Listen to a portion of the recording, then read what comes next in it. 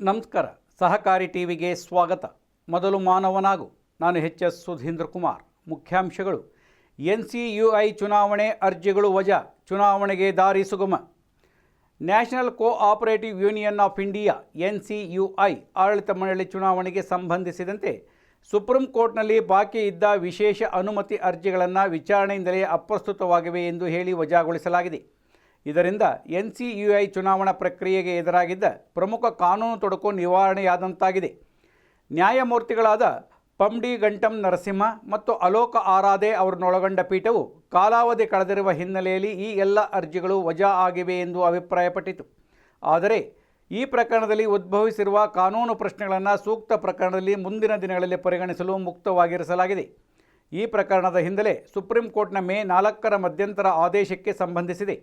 ಅದರಂತೆ national cooperative export limited, national cooperative organics limited ಮತ್ತು ಭಾರತೀಯ ಬೀಜ ಸಹಕಾರಿ ಸಮಿತಿ ಲಿಮಿಟೆಡ್ ಸಂಸ್ಥೆಗಳಿಗೆ NCUI ಚುನಾವಣೆಯಲ್ಲಿ ಭಾಗವಹಿಸಲು ಮತ ಚಲಾಯಿಸಲು ಅವಕಾಶ ನೀಡಲಾಗಿತ್ತು.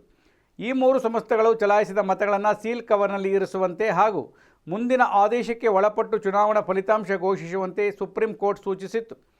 ಬಳಿಕ ಪ್ರಕರಣವನ್ನು ಜುಲೈ 20ರಂದು ವಿಚಾರಣೆಗೆ ತೆಗೆದುಕೊಂಡು ಆಗಸ್ಟ್ 14ರಂದು ಮರುಪಟ್ಟಿ ಮಾಡುವಂತೆ ನಿರ್ದೇಶಿಸಲಾಗಿತ್ತು.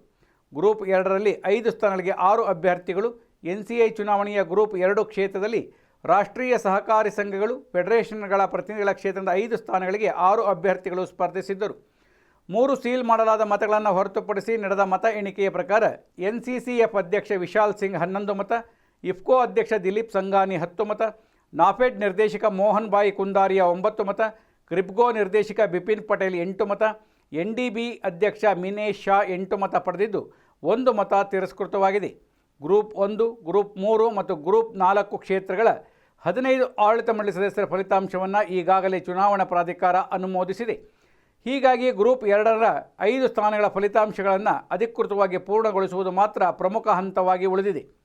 ಮುಂದೇನು ಸುಪ್ರೀಂ ಕೋರ್ಟ್ನಲ್ಲಿ ಸಂಬಂಧಿತ SLPಗಳು ವಜಾಗೊಂಡಿರುವ ಹಿನ್ನೆಲೆಯಲ್ಲಿ NCUI ಚುನಾವಣಾ ಪ್ರಕ್ರಿಯೆಯನ್ನು ಮುಂದುವರಿಸಲು ಕಾನೂನುಬದ್ಧವಾಗಿ ಇದ್ದ ಅಡೆತಡೆ ಕಡಿಮೆಯಾಗಿದೆ. ಆದರೆ ಆಗಸ್ಟ್ 14ರ ಸುಪ್ರೀಂ ಕೋರ್ಟ್ ಆದೇಶವು ಫಲಿತಾಂಶವನ್ನು ತಕ್ಷಣವೇ ಘೋಷಿಸುವಂತೆ ಅಥವಾ NCUI ಪದಾಧಿಕಾರಿಗಳ ಚುನಾವಣೆಗೆ ನಿರ್ದಿಷ್ಟ ದಿನಾಂಕ ನಿಗದಿಪಡಿಸುವಂತೆ ನೇರ ನಿರ್ದೇಶನ ನೀಡಿಲ್ಲ. ಆದ್ದರಿಂದ ಅನ್ವಯವಾಗುವ ಚುನಾವಣಾ ನಿಯಮಗಳ ಪ್ರಕಾರ ಸಮರ್ಥ ಚುನಾವಣಾ ಪ್ರಾಧಿಕಾರವೇ ಮುಂದಿನ ಕ್ರಮ ಕೈಗೊಂಡು ಗ್ರೂಪ್ 2 ಫಲಿತಾಂಶವನ್ನು ಅಧಿಕೃತವಾಗಿ ಪೂರ್ಣಗೊಳಿಸಬೇಕಿದೆ. ಗ್ರೂಪ್ 2 ಫಲಿತಾಂಶ ಪೂರ್ಣಗೊಂಡ ಬಳಿಕ NCUI ಆಡಳಿತ ಮಂಡಳಿಯ ಪದಾಧಿಕಾರಿಗಳಾದ ಅಧ್ಯಕ್ಷ, ಉಪಾಧ್ಯಕ್ಷರ ಚುನಾವಣೆಗೆ ಪ್ರಕ್ರಿಯೆ ಮುಂದುವರಿಯುವ ಸಾಧ್ಯತೆ ಇದೆ. ಈ ಚುನಾವಣೆಯ ವೇಳಾಪಟ್ಟಿಯನ್ನು ಸಂಬಂಧಿತ ಸಮರ್ಥ ಪ್ರಾಧಿಕಾರವೇ ಪ್ರಕಟಿಸಬೇಕಾಗಿದೆ.